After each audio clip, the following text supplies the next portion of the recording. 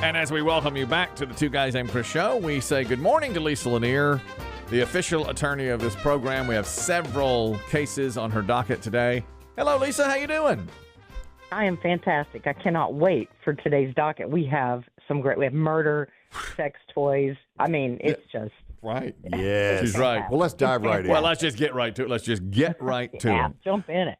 Let's jump into the nudity first. There's a story from a place called Olive Dell Ranch in Colton, California.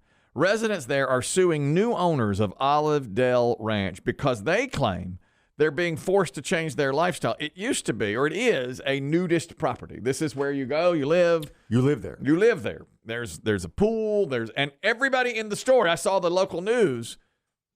Completely nude. They had to be blurred out from their neck to their knees. Okay. And this, I'm assuming, isn't good nude. No, it is not. Oh no. It's old people nude. It is nude old people. Nude, old, heavy people. Because I'm sure the news guys at first were like, hey, we need you to go down the nudist colony. They're like, high five. Yeah, but no. Till they get down there. No, that's right. It billed itself as the friendliest nudist resort in Southern California since 1952, but new owners have come in. 52? And people have been living there all that time. But these nudists say that they've come in and they want to change things, and they're not allowed to change things. Here's one of them. So all of a sudden, one day, we get a notice in our mailbox that says, you're not going to be naked anymore. And over her dead naked body, I am. Is she going to... They have remained nude, and then the new owners tried to get to them in different ways, like, oh, really? How about we raise your rent? And the first thing they did was come in a very threatening fashion. They illegally raised our rents. They attacked our lifestyle. These folks don't want, but if they're new owners, this is what we'll ask Lisa after we hear all these folks. Do you think their intention is to drive out the nudists? Yes. And build something new? Exactly. And because of that, they've let the pool go green. They've let the hot tub now no longer functions. And the first one we just heard from said, suddenly my utility bill went way up. All of a sudden I've got a $500 bill for my electricity. And I'm getting a $500 bill, and I should not have a $500 bill. It should be less than $100. I have 500 square feet. So all this is happening. They're clearly being driven away. One woman who has worked for the nudist colony forever, remained on staff, didn't like what the new owners were doing. So what happened? She fired me. I had been questioning her and challenging her on several of the things that she was having me do. She wanted me to charge extra money on people's bills, and I was refusing to do it. All right, Lisa. So, but if you're new... Put some clothes on and get out of here.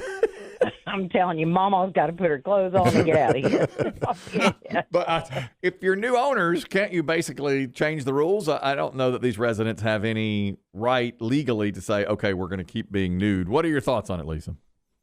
So the new owner or the existing owner, whichever it is, of the Olive Dell Ranch can absolutely change it from a nudist, whatever resort. It's one of these places where you can bring in your RV and set it up like a permanent campsite, or you can there's trailers, there's all kinds of bring in your own and use their land. So you're renting like the little lot. And they can do that, but there are a lot of hoops they have to jump through. It's California. They have a thing called the Mobile Home Residency Law in California. They have to give 90 days notice for increases in rent.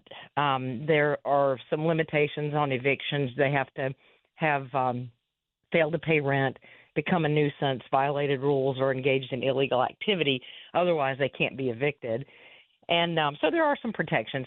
One of the things that I found kind of concerning was that employee saying that they were adding money onto their utilities. Now, that's these people have a contract. So what the contract says is going to control. And if the contract promised them certain amenities and they've now reneged on that, then that's not okay. I doubt it goes into that much of a specific, because typically in every state, you don't have to provide, say, a pool and a hot tub. You have to provide necessities, a roof that doesn't leak, heating and air if it's a home. And so here, I doubt that just the fact that they've let the hot tub go and the pool go is going to be actionable. But it depends on what their contracts say. And if they're adding money to the utility bills, because they get the utility bill, the meters are all coming into the manager, and then they're supposed to dole out individual lot bills. And it sounds like from that employee that they're trying to tack on charges that probably weren't contemplated in the contract, and that will get them in trouble. Yes. I'm cheering for these old nudes. No, you're not. You said the new owners come in and sweep everybody out with a broom. Get your Yeah. naked ass out. Yeah. No. You are the new You're on the owners. record as supporting big business again. Well, but these nudes got to me. These nudes have wormed their way The into my. dudes have worked. I'll tell you. All that wrinkled worked flesh. here. All that flesh covered by the blur out, over 3/4 of their bodies. Yeah. Were all these people being interviewed stark raving naked? Yes, they were all. Yes, they really were, and they showed them like it's crazy. jumping Yeah, in and the- a lot of them have lived there for decades. I mean, it's just and they're standing there pointing at the pool that's green, saying, "Take a look at this." They're blurred from. I can't dip my junk in that. I mean, for God's sake, it's green. For goodness sake. I'm cheering for them. I'm sorry. I'm cheering for these nudes, Lisa. I am. But it doesn't sound like you think they're going to get too much satisfaction. Do you think they'll wind up just moving to another? Is there another place for them to go? I don't think so. I mean, I think this is a pretty unique property, and I'm sure there's other nudist colonies somewhere, but I don't know if they're like this where you can permanently park your camper and whatnot. Unfortunately. It's interesting how we still use the word colony when it comes to because it's so old school. Oh, boy, it is. The only places that Yeah. are colonized now are lepers and nudists. Nudists. That's it. And ants. That's right. An ant colony. Yeah. Ant colony.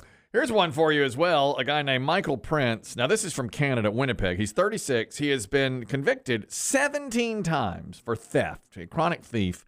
But he is now suing a grocery store because he was trying to steal a car from the grocery store parking lot with a stolen key fob in February of last year. And he says that he has now had permanent injuries, including vision loss, nerve damage, migraines, insomnia, panic attacks, can't work, can't enjoy life, because the staff of the grocery store beat him up when he was trying to steal this car. He's like, can't a man just steal a car in peace anymore? So if you're committing a crime and the staff beats you up, do you have any legal recourse there, Lisa? I don't think many people have any sympathy for him. Go ahead. No, nobody has any sympathy for this guy, but they did really beat this guy. I mean, they didn't just subdue him. One of them had a hammer, and 9 of them beat and kicked him just senseless. Ooh. And so what he's saying is, so they were trying to subdue him or detain him, and he said, "No, I wasn't resisting or anything. They were just mad, and so they were." And he's saying, "Look, if you're going to do a citizen's arrest on me, you're held to the same standards that the police are, and you used excessive force." And so that. I mean, you don't really have sympathy for him, but the argument, I think, may hold some water if they really went beyond. It's kind of like when you look at self-defense laws and you say, well, the action, if, in defensive property, you can't kill someone. You can't use deadly force, for example. And here, I think that they really did. I mean, beating him in the head with a hammer, was pretty forceful. So I don't know. And it sounds like they will probably or potentially put some sort of punishment out there for these folks, or the store, because they're saying, look, these are all your employees, and you did this. I don't think anybody. I don't have any sympathy for the guy. I don't know if any jurors will. It is Canada. They're kind and gentle. Yeah, they are. Well, so they may come down pretty hard on folks for but he's basically saying it's excessive force, just like any police excessive force case. So if you look at it by that measure, maybe it is. well, that's what I never thought of it like that. A citizen, that's a good if point. you were acting Yeah. as a citizen arresting someone, you can't use police violence. That's a good point. I mean, police would be in trouble if they beat the guy within an inch of his life, arresting him while he was robbing a car, because he's given up anyway. He's down on the ground. They're beating him up. Biggie was so surprised that these folks who beat him up are Canadian. That's pretty rough. Yeah, that's not their MO at all. No, it's not at all. And you kind of hate when somebody like this, a career criminal, has a good argument. Because you kind of wish that they could have looked the other way. Exactly. Right. This is retail as well. Angelo's Italian restaurant is in Evansville, Indiana. They have announced we will no longer serve employees of CenterPoint Energy, posting a sign outside saying anyone who works with or is affiliated with CenterPoint Energy, we will not serve you. Why? Your costs are too damn high. The utility costs for us, your prices are too high, and we refuse to give you service here. We talked about this the other day. We feel like this is legal. You can do that to a certain group. Some are covered, but not like employees of a particular place. Is that right, Lisa? Yeah, that's right. As long as they are not discriminating, against people based on their religion or their ethnicity, their race, their whatever, national origin, as long as it's just this sort of thing, just like they're mad at the company, it's a little bit arbitrary because I'm not sure it's the fault of the rank and file employees. Right. And they're depriving them of some really delicious looking Italian food. Yeah. But, but they can do it. Yeah. That doesn't seem right to me. I just don't feel like you should say, okay, I'm not going to serve you because you work at a certain place. It just doesn't Look at you standing up for the big it's not utility. The employee's fault. Yeah, I mean, and you're talking about, the people that do, the clerical work, the linemen. You're talking about rank and file employees, not the people who make those decisions. Exactly. The fat cats in the executive suite. I stand up for them too. I mean, they deserve Italian food as much as the next guy. I will stand up for the utility company. Some Strombolis. Yes, get them that. From Texas now, Harris County, Sean O'Donnell has been charged, 46, arrested after his friend Aaron Prout died during what police say was just a reckless game. The two had on, and Kristen brought us this in a DIM report the other day, bulletproof helmets, not bulletproof vests, but Kevlar helmets, and took turns shooting each other with a rifle. Now, I said they should have tested this by putting it on a watermelon or cantaloupe or whatever to see if it would stop the bullet, but instead they shot each other in the head. So the one guy who did the shooting, Sean O'Donnell, has been arrested for, I would guess it's second-degree murder. It's second-degree murder, yeah. I'm not sure, Lisa. I mean, if you're playing a game like that, should you be arrested? Is this going to fly? Yeah, it's going to fly. Yeah, I mean, this is, he also gets a Darwin Award, both of these guys. Yeah. Yeah. I mean, there had to be a significant amount of alcohol involved here, right? I mean, yeah. You just don't do this kind of thing sober, do you? I mean, no matter how stupid you are. I wouldn't think. No, I wouldn't think so. No. Right. So, yeah, because he's shooting a guy in the head, right? There's really just no, I do think that they would probably accept a plea to like some kind of reckless, because he didn't do it intentionally. So I think it's going to get pled down to some kind of negligent homicide because, it wasn't intentional. I mean, truly, they were just stupid and probably drunk. Just so now, dumb. Clearly, only one person can tell the story unless there's video. Yeah. Do we know how many shots were fired? I mean, was it shot one that went right through the Kevlar? I think it was. I mean, from what I was just, maybe or did he miss? Yeah. What I read said they took turns shooting each other, so it implied that there had been some other shots fired. So I don't know if maybe I wondered if he just shot like a little low and caught him in the ear or something. Yeah, you know what I mean? Because the helmets don't, the helmets don't go all the way. They don't. Most of them don't cover your whole face and ear and parts of your kind of upper neck and everything. Mm-hmm. Maybe that was it. Or did he hit like a seam in the helmet? You know what I'm saying? He hit like a weak spot and it goes through. I don't know. No. Awful. Crazy. Well, in that case, then my idea of shoot a watermelon first and see if it goes through the Kevlar would not count, because I bet he missed the Kevlar entirely and hit the guy. That's what I'm guessing. That's possible. Yeah. Interesting. This is entertainment news. The Metropolitan Museum of Art is disputing a claim by a former Rolling Stones guitarist, Mick Taylor, that a 1959 Gibson Les Paul guitar in the collection of the Met, Mick Taylor says, you didn't get that legally. That's mine. I had it stolen. It was given to me by Keith Richards, and I had it stolen in 1971. The Met says, no, we have the receipts. We've got it. We put it on display. The display is called Play It Loud, Instruments of Rock and Roll. Apparently, somebody Mick Taylor knows was wandering through there and said, isn't that your guitar that they have? He says it was stolen from him 50 years ago, more than. Lisa, does he have any chance? I'd say no. I can't imagine he has some sort of police report or anything saying it was stolen. What do you think? Well, they really are going to have to trace, the facts, and whoever prevails on being able to give the most evidence to support their version of the events. Because the interesting thing is that it was supposedly gifted by Keith Richards, right? Yes. But Keith Richards is actually the original person in the chain that it got to the Met, through. So Keith Richards, he gave it to a producer who named Adrian Miller, who then sold it or gifted it, and it ended up the next person tried to sell it. They were unsuccessful, so they decided to donate it to the Met. So the Met has this chain that leads right back to Keith Richards. And so it does kind of seem doubtful that he'll be able to prove it was stolen. They've got this really solid chain. And they do that. I mean, they don't just accept, valuable pieces of art or artifacts without knowing, that they do their homework. And so I think it's going to be hard. But he says it's a super unique guitar that he can prove was his, but he's going to have to prove it was stolen. And there's actually lots of video of Keith Richards using it throughout the years. So I just don't know if he's going to be able to surmount all that. Well, yeah. What he needs to do is go to Keith Richards and say, hey, that guitar. Hey, man, remember that guitar you sold me? And then Keith would probably say, he doesn't remember the guitar. And therefore he has, his ally is going to be his enemy on this because it was traced back to Keith Richards. And you mentioned it at the top. We had nudists, we had guns, we had people shooting each other, and we end with sex toys. I wonder if this would go in the United States because you've told us, now this is like when cops kick in the wrong door, they usually don't have to replace the door. They're given a leeway in this so that they can fight crime and not have to worry about that kind of thing.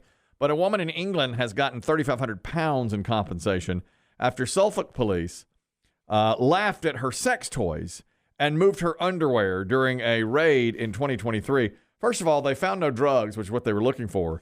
They did play with her panties. Shot them across the room like rubber bands. Shot them across the room. Stop.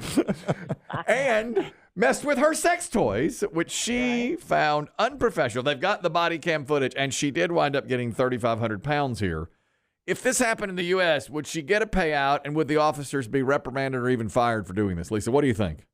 Yeah, no, I think it's just because it's in the UK. And again, they just are a little, kinder and gentler or whatever. Just have more sort of civil and consumer rights, much like we talked about with Canadians. It's just it's just a whole different standard.